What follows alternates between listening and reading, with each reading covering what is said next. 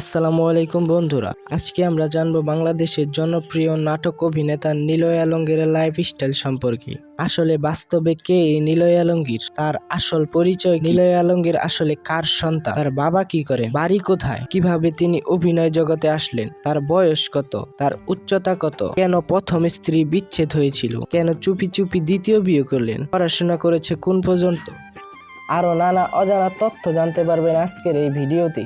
তো ভিডিওটি শুরু করার পূর্বে যারা এখনো আমাদের চ্যানেলটি সাবস্ক্রাইব করেননি তারা চ্যানেলটি সাবস্ক্রাইব করে পাশে থাকা বেল বাটনটি বাজিয়ে দিবেন। ধন্যবাদ। অভিনেতার আসল নাম আলমগীর হোসেন নিলয়, তার ডাক নাম নিলয় আলমগীর।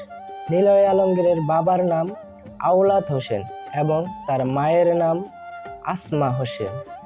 নিলয় আলমগীর জন্মগ্রহণ করেন 20 আগস্ট 1984 সালে। এই হিসাবে তার বর্তমান বয়স দাঁড়ায় 40 বছর।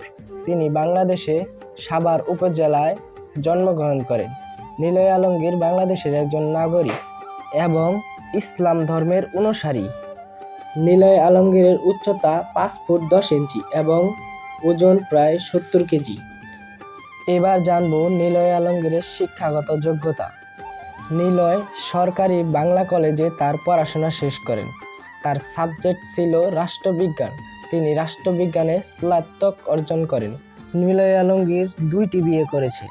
তার প্রথম স্ত্রীর নাম আন্নিকা কবির শখ। 2016 সালে ভালোবাসা করে শখেই বিয়ে করেছিলেন, কিন্তু সেই সংসার বেশি দিন টিকেননি। 1 বছরের মাথায় বিচ্ছেদ ঘটেন। বিচ্ছেদের টানা 5 বছর সিঙ্গেল থেকে তারপর 2021 সালে 7 জুলাই দ্বিতীয়